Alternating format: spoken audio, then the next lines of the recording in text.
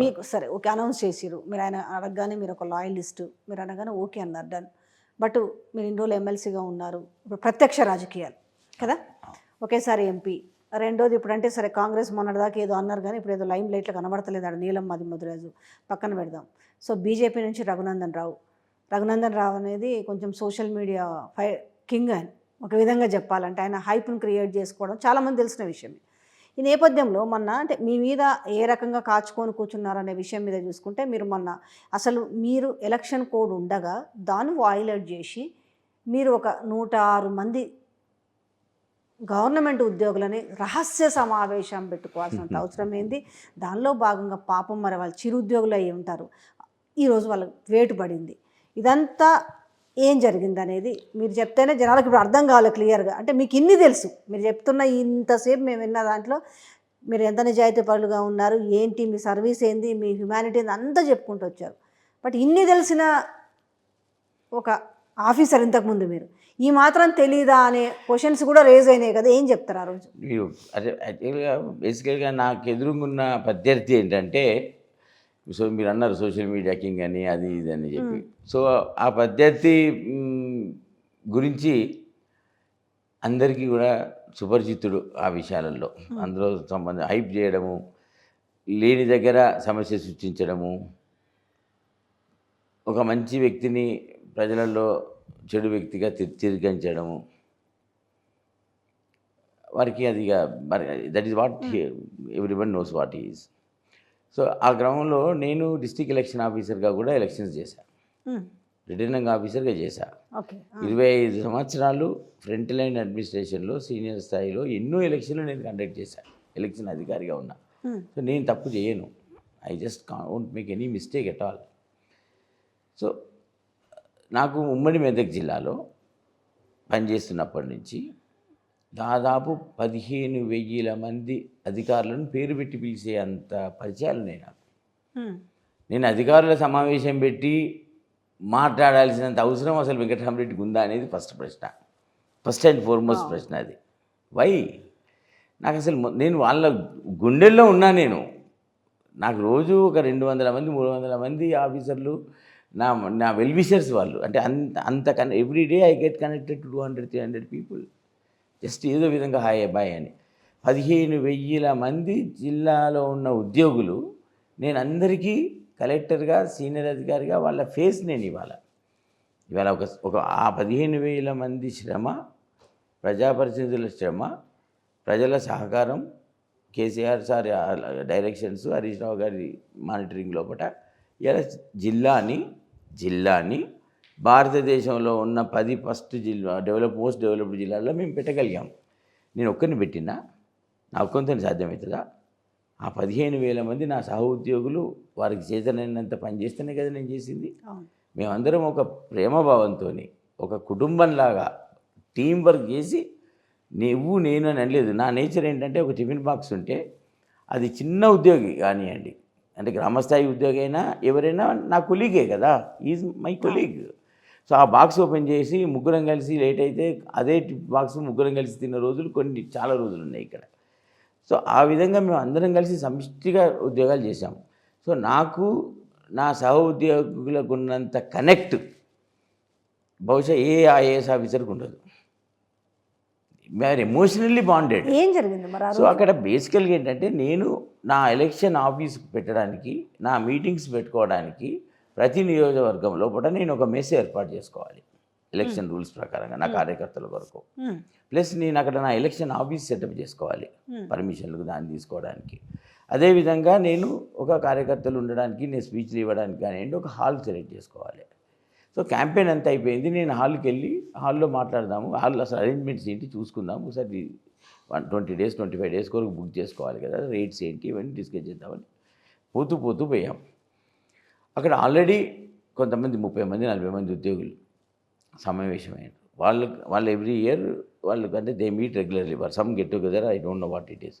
లేచి నాకు తెలియదు, గ్రౌండ్ ఫ్లోర్లో చూశాను, ఫస్ట్ ఫ్లోర్ కూడా ఉంది సార్, ఫస్ట్ ఫ్లోర్ కూడా వాడుకుంటారా అంటే, గ్రౌండ్ ఫ్లోర్ బుక్ చేద్దామా ఫస్ట్ ఫ్లోర్ బుక్ చేద్దామని ఫస్ట్ ఫ్లోర్ పోయేటప్పటికి ఫస్ట్ ఫ్లోర్లో కూర్చొని ఉన్నారు. సడన్గా లేచి హలో సార్ అని చెప్తే షేక్ హ్యాండ్ ఇచ్చాం. మరి రేపు పొద్దున నేను క్యాంపెయిన్లో నా నామినేషన్కి వెళ్ళడానికి నేను ఒక సన్నివేశం చెప్తాను మీకు. నా నామినేషన్ రిసీవ్ చేసుకోవడానికి ఆ నామినేషన్ తీసుకునే ప్రక్రియ లోపల అందరు ఆఫీసర్లతో నేను పనిచేసిన కదా.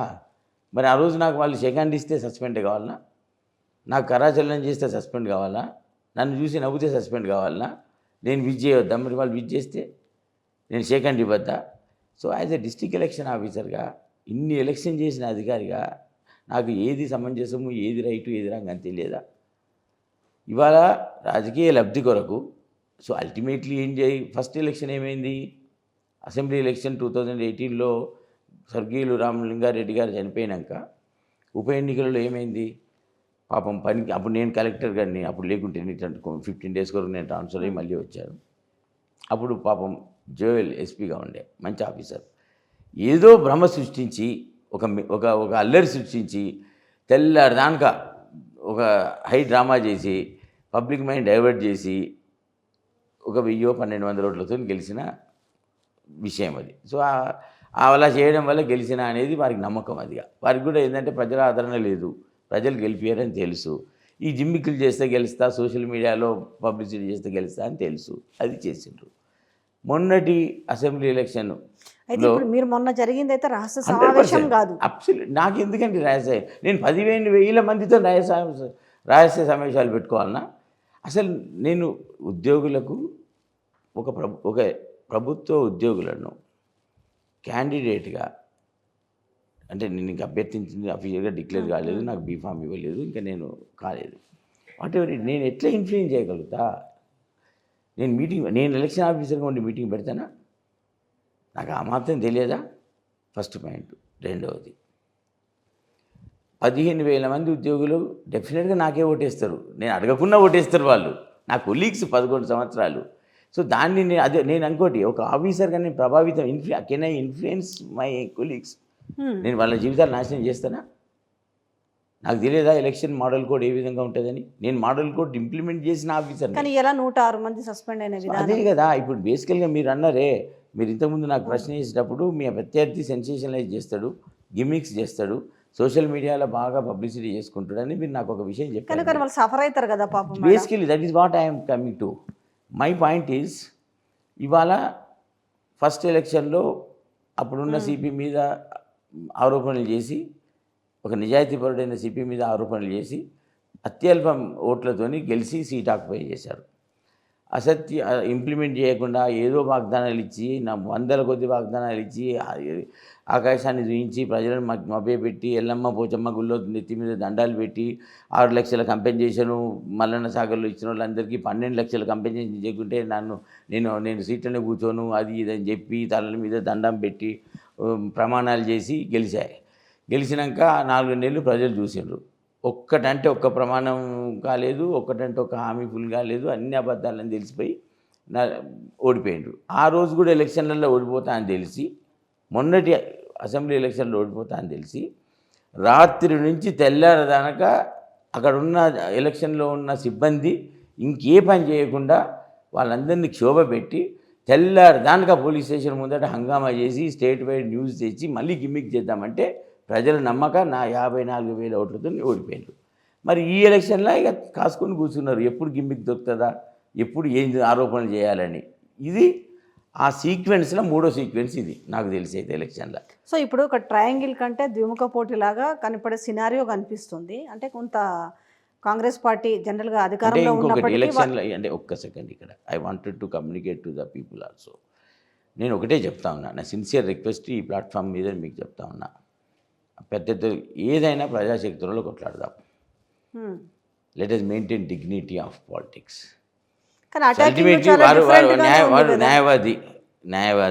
నేను ఒక ఐఏఎస్ ఆఫీసర్గా, జిల్లా మెజిస్ట్రేట్గా నేను ఇక్కడ కంటెస్ట్ చేస్తా ఉన్నా. ఒక పరిధి దాటిపోతుంది కదా అటాకింగ్ అనేది కూడా. నేనేమంటున్నా అంటే, ఎన్ని ఆరోపణలు మనం చేసుకున్నా కూడా పాపం మన ఇద్దరం తప్పితే పరాయులను బలి చేయకండి. Let others not suffer for want of our win. మనం ఇంకొకరి జీవితాలను నాశనం చేసి గెలవాల్సిన అవసరం లేదు మనకు. ఉగాది రోజు తెల్లారితే ఉగాది, రాత్రి పడుకోకుండా ఆఫీసులను ప్రెషర్ చేసి, బ్లాక్మెయిల్ చేసి, ఇబ్బంది పెట్టి, నానా యాద చేసి, షోకాజ్ నోటీస్ ఇప్పుడు నేను కలెక్టర్గా పనిచేశా, నేను డిస్ట్రిక్ట్ ఎలక్షన్ ఆఫీసర్గా పనిచేశా, నేను కూడా ఎన్నో ఎలక్షన్లు నిర్వహించా. షోకాజ్ నోటీస్ ఇచ్చి వివరాలు సేకరించి సస్పెండ్ చేసే ముందు ఆ అధికారికి నుంచి సంజాయిషి తీసుకొని ఆయన చెప్పింది సబబుగా ఉంటే యాక్షన్ డ్రాప్ చేసి, ఆయన చెప్పింది సబబుగా లేక వాస్తవానికి దూరంగా ఉంటే చర్య తీసుకోవాలి. ఆ అవకాశం కూడా ఇవ్వనివ్వకుండా హంగామా చేసి ధర్నాల్లాగా చేసి ఇవాళ 106 కుటుంబాలను ఇవాళ రోడ్డు మీదకి తీసుకొచ్చారు. నేనేమంటున్నా అంటే ఉగాది పండుగ రోజేమో సంతోషంగా మీరు మీ కుటుంబంలో రాత్రంతా కష్టపడి ఒక విక్టరీ సాధించినంత చేసుకొని 106 కుటుంబాలను మధ్యరాత్రి ఆర్డర్ ఇప్పించి 106 కుటుంబాలను ఇవాళ దుఃఖంలో ఉగాది పండుగ రోజు దుఃఖంలో పెట్టి భార్య పిల్లలు కుటుంబ సభ్యులు అందరూ కూడా ఏడ్చుకుంటూ కూర్చుంటే ఇవాళ కుటుంబంలో హాయిగా ఉగాది పండుగ నువ్వు చేసుకున్నావు. అసలు అలా జరగకుండా ఉండాల్సింది, ఎందుకంటే ఒకసారిగా 106 మంది అది ఎట్లనే ఇబ్బందికరమైన అంశం కదా. ఒక విషయం ఒకటి ఉరి వేసేటప్పుడు కూడా నీ చివరి కోరిక ఏందని అడుగుతారు. చెప్తున్నా, నువ్వు అసలు అధికారికి షోకాజ్ నోటీస్ ఇవ్వాలి కదండి, న్యాచురల్ జస్టిస్. అసలు నువ్వు వాళ్ళు చెప్పింది కూడా వినాల్సిన అవసరం లేకుండా చేస్తేవే. ఇప్పుడు ఎన్ని రోజులు వీళ్ళ సస్పెండ్, ఎలక్షన్ వరకు ఉంటుందా చూడాలి. ఎలక్షన్ వరకు ఉంటుందా? 100% అదే బేస్లెస్ సస్పెన్షన్. సో నేనేమంటున్నానంటే ఇప్పటికి కూడా ఫైట్ చేస్తే ఒక హుందాగా ఎలక్షన్ చేద్దాం. నాకు బాధ ఏంటంటే 106 కుటుంబాలను ఇవాళ వాళ్ళకి సర్వీస్ మొత్తంలో 20 సంవత్సరాలు వాళ్ళు ఉద్యోగం చేసినప్పుడు ఒక సస్పెన్షన్ అనే పదం ఆ క్యారీర్లో నీ స్వలాభం కొరకు ఇవాళ నువ్వు నీ ఆనందం కొరకు నీ ఎన్నిక కొరకు 106 కుటుంబాలను ఇవాళ బలి చేసినవే. అది ఎందుకు చేయాలి? So it is not correct. దయచేసి కుటుంబాలకు మీరు ఇచ్చే భరోసా ఏంది? న్యాయ పోరాటం చేస్తారా ఎట్లా? అసలు తర్వాత అయినా కూడా తర్వాత బేసికల్గా ఆ కుటుంబాలకు నా ప్రతి 15,000 మంది ఉద్యోగులు నాతో పాటు 11 సంవత్సరాలు పనిచేసిన ఉద్యోగులు. First point, model code of conduct పూర్తిగా తెలిసిన అధికారిని. నేను ఎలక్షన్ వైలెన్స్, సింగిల్ వైలెన్స్ చేయను, చేయాల్సిన అవసరం నాకు లేదు. రెండవది, నేను జిల్లా ఎన్నికల అధికారిగా ఉండి డిస్ట్రిక్ట్ ఎలక్షన్ ఆఫీసర్గా ఉండి రిటర్నింగ్ ఆఫీసర్గా బాధ్యతలు నిర్వహించిన వాడిని నా సహోద్యోగులకు ఇబ్బంది చేయలేను. నేను అడిగేది ఒకటే పాయింట్, వాళ్లకు బేస్లెస్ అలిగేషను, వాళ్ళు కోర్టుకు వెళ్ళినా ఇమ్మీడియట్గా స్టే వస్తుంది, న్యాయ పోరాటం చేస్తారు. దానిలో అవకాశం ఇవ్వకుండా సస్పెన్షన్ చేశారు. Plus violation, it's not a violation at all. అది అసలు బేస్లెస్ యాక్షన్ తీసుకున్నారు. నేనేమంటున్నా అంటే రాజకీయాలలో పరాయిలను బలిపశువులు చేయకు. నీ గెలుపుకు ప్రజాక్షేత్రంలో ఓట్లు నిజాయితీగా అడుగుదాము. తప్పుడు వాగ్దానాలు ఇచ్చి మభ్యపెట్టి ప్రజలను ఓట్లు అడగకుండా ఒక రెస్పెక్టబుల్ ఫైట్ చేద్దాం. అక్కడ న్యాయవాది, నేను ఇక్కడ ఐఏఎస్ ఆఫీసర్ని, అక్కడ పనిచేసిన ఐఏఎస్ ఆఫీసర్ని. సో మనం కొంత రెస్పెక్టబుల్గా let us conduct our self. కానీ ఇంకా అటాకింగ్ ఎక్కువగానే ఉంటుంది. అంటే ఇక దగ్గరకు వస్తున్న కొద్ది ఎలక్షన్స్ ఇంకా అటాకింగ్. అంటే ప్రజలు ఒక్కసారి అటాక్ చేస్తే క్రేజీ ఉంటుంది, రెండవసారి అటాక్ చేస్తే ఓటమి ఉంటుంది, మూడోసారి అటాక్ చేస్తే ప్రజలు దూషించుకుంటారు.